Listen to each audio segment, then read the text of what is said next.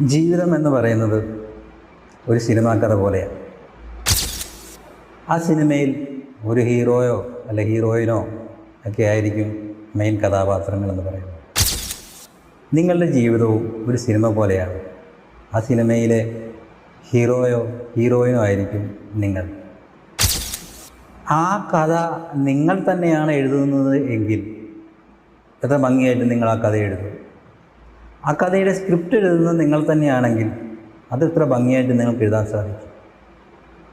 അതിൻ്റെ കഥയും സ്ക്രിപ്റ്റും ഡയറക്ഷനും നിങ്ങൾ തന്നെയാണെങ്കിൽ ആ കഥയിലെ കഥാപാത്രവും നിങ്ങൾ തന്നെയാണ് എന്ന് പറഞ്ഞാൽ നിങ്ങൾക്കത് വിശ്വസിക്കാൻ പറ്റും.